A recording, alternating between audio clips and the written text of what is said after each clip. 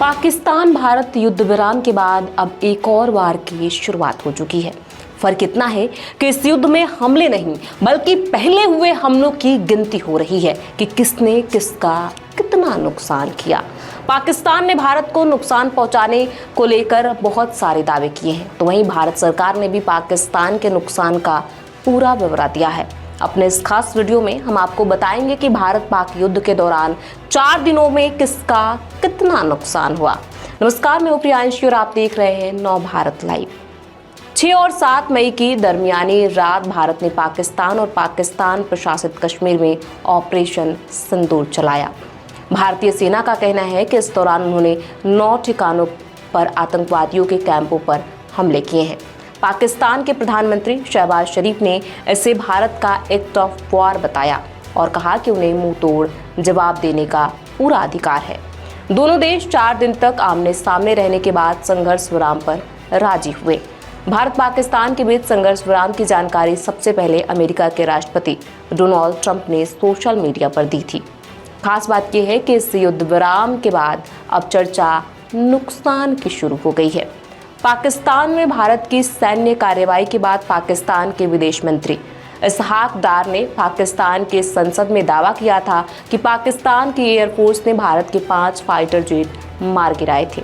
डार के मुताबिक इनमें 3 रफाल शामिल हैं। इसके अलावा पाकिस्तान का दावा था कि उन्होंने हमले की रात 70 से ज़्यादा ड्रोन को भी निशाना बनाया था। हालांकि भारत की तरफ से एयर मार्शल AK भारती ने पाकिस्तान के दावे पर कोई स्पष्ट प्रतिक्रिया नहीं दी है और न ही रफाल के नुकसान की बात मानी है। पाकिस्तान सेना ने कहा है कि जवाबी कार्रवाई ऑपरेशन बनियान उन मार्सोज में उनकी तरफ से भारत के 26 सैन्य ठिकानों को निशाना बनाया गया था। इनमें पठानकोट, अंबाला, उधमपुर, श्रीनगर, बठिंडा, आदमपुर, अवंतीपुर, सूरतगढ़ और सिरसा शामिल है। इसके अलावा सेना का दावा था कि उसके दर्जनों ड्रोन भारत की राजधानी नई दिल्ली सहित प्रमुख भारतीय शहरों के ऊपर मंडराते रहे। पाकिस्तानी सेना के प्रवक्ता ने कहा था कि उन्होंने नगरोटा में ब्रह्मोस मिसाइल के भंडारण वाली जगह और आदमपुर में S-400 डिफेंस सिस्टम पर सफलतापूर्वक हमला किया था। अब आपको इस पूरे मामले पर भारत का पक्ष बता देते हैं। आखिर भारत को ऑपरेशन सिंदूर से क्या हासिल हुआ? भारत सरकार के पत्र सूचना कार्यालय PIB ने ऑपरेशन सिंदूर को लेकर एक प्रेस रिलीज जारी की है। इसके मुताबिक 9 आतंकी शिविर नष्ट किए गए और 100 से अधिक आतंकवादी मारे गए। प्रमुख आतंकी कमांडर जैसे यूसुफ अजहर, अब्दुल मलिक, रऊफ, मुदस्सिर अहमद की मौत हो गई।